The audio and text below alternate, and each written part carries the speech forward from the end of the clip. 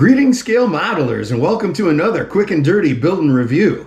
Today's episode is going to focus on Glencoe Models 148 scale 1998 retooling of the 1956 Lindbergh line 148 scale version of Spirit of St. Louis, the airplane of choice of Charles Lindbergh when he crossed the Atlantic in 1927 on my birthday.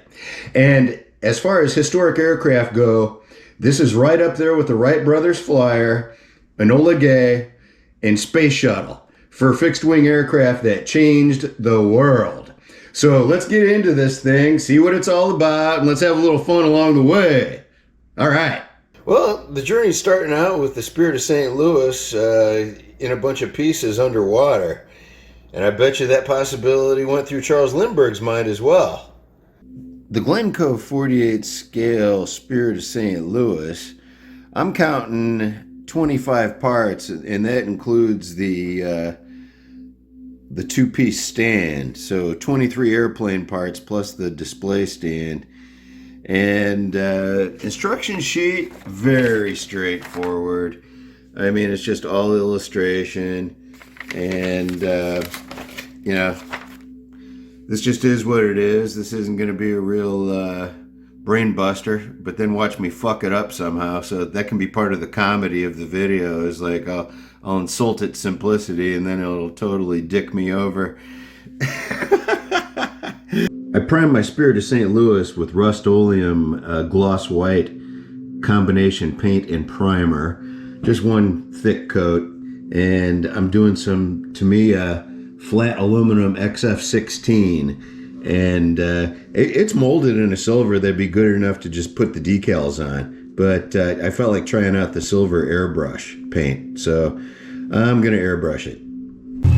Don't sell your soul for average pussy.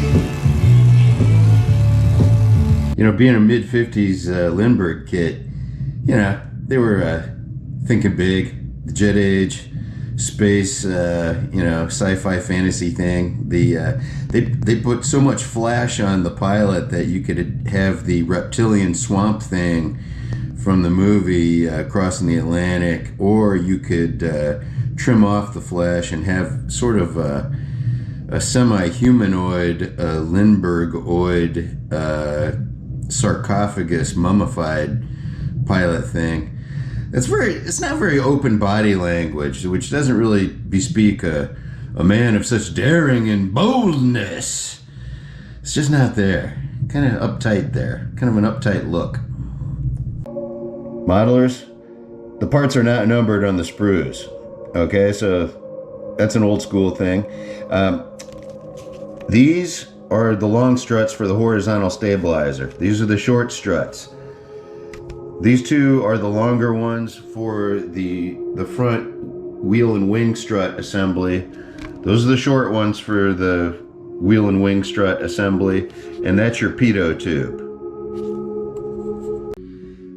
Spirit of St. Louis has a patina around the engine cowling there, kind of a fish skin, cool looking kind of thing. So I got this masked off, and I think I'm gonna try like a really diluted gunmetal and spray that area to give it a little different funk than the rest of the airplane, because there's a clear difference between that and the rest of the aircraft. In this moment, and that life supports you when you align with your higher self. Many of you have spent years preparing spiritually. Now the outer world. I shot this with some airbrush in diluted gunmetal. I dabbed on Q-tip soaked in the same stuff, and I'm dabbing with a brush. Going for that hammered metal look. So little dots here and there give it that iridescence, and they did mold in some, pretty good iridescence as well for the cowling. But I would just want to give that kind of a subtle touch, because there is a difference between that and the rest of the aircraft. So I like what I'm getting here. So hopefully that comes out in the photos. We shall see. Here's where I'm at this point. I don't have any struts on yet. I just put the wings on and the tail assembly. And I saved my thin copper wire from the USS Hornet.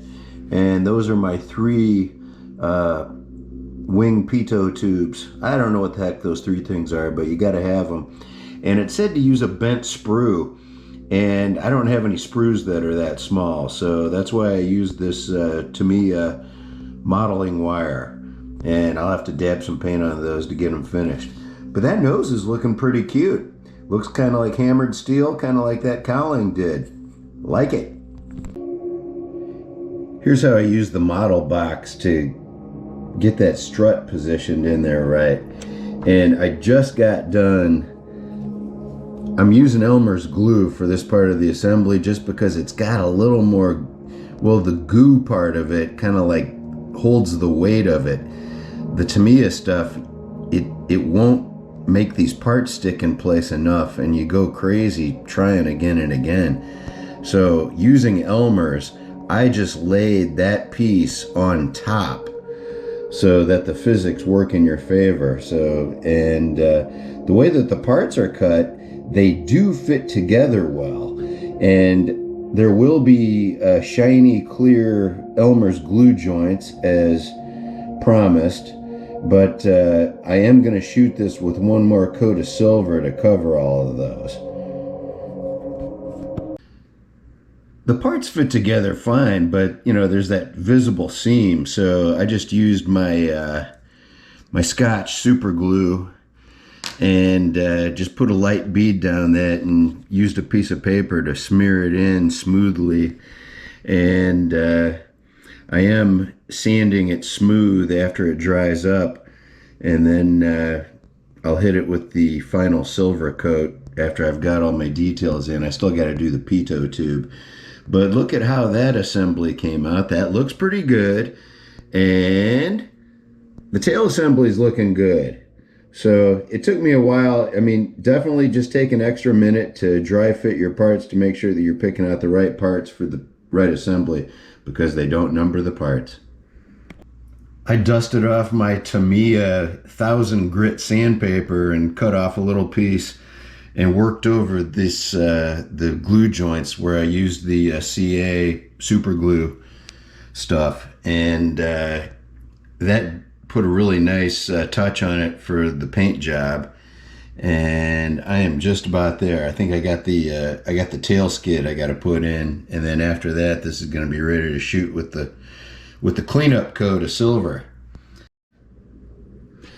I did a similar bead of super glue across the top in advance of the final coat, and my my little Tamiya copper wires are holding in there pretty good. I haven't broken them off yet. And the top window on this looks really good. I didn't paint it or mask it or anything like that, but I mean, just looking in from the top, that looks pretty sharp. In those adjustments to get more and more off the grids, off the systems. The decals are very easy to work. They are Scale Master decals. Soak them for about 45 seconds, a minute tops. They're ready to go.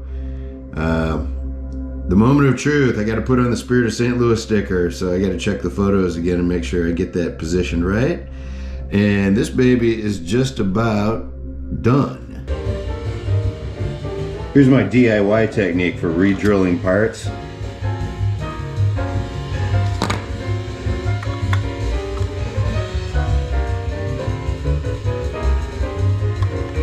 Press that in slightly.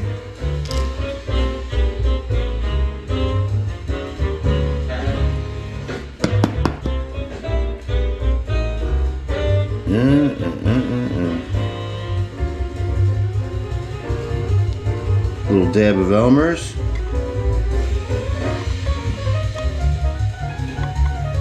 And then insert the dynamo whirligiggy into the hole that you just made. And voila! I love it that this thing comes with the stand, and it was molded well enough that it just popped right in with a nice fit. and it's nice and secure. So I'm going to go ahead and bet the farm on it without gluing it so that I can pop it out. And sometimes, you know, this is the world's coolest paperweight, so I might take it off the stand and sit it on the desk every now and again. So I like the way the stand works, and the ScaleMaster decals are terrific. So this baby's looking good. I think it's about wrapped up. I want to follow up on the pilot figure. It turns out that the clear parts are really nice and clean and clear, and you can see the pilot figure looking through that window. I'm sure you can't with my GoPro, but this is a pretty darn admirable model. You know, it's just a fun basic build. The struts gave me a challenge, and that was fun to figure out. And this is a looker. And you can even see Lindy in there. I love it. The Glencoe Models 48 scale Spirit of St. Louis model. It went together like a charm. And let's take a look at this beautiful baby. Oh yeah, look at that. And so it went together fine. The instruction sheet's very basic. The decal sheet has a minor misnumbering on it, but you know, you can figure it out. And the parts aren't numbered. That's a minor inconvenience. And there was, you know, just like a little crack on the fuselage that I had to putty up. But that was the only putty work that I had to do on this. Very straightforward. Well, actually, I did it with super glue, and it came out great. And I'm really happy I've got this in my collection. It's one of the most legendary aircraft there is. And you buy one of these, you're going to have fun putting it together and getting it on your shelf too. This has been another quick and dirty build and review, and thanks for watching. Look at that beautiful baby. Something lucky about that. All right. Thanks for watching.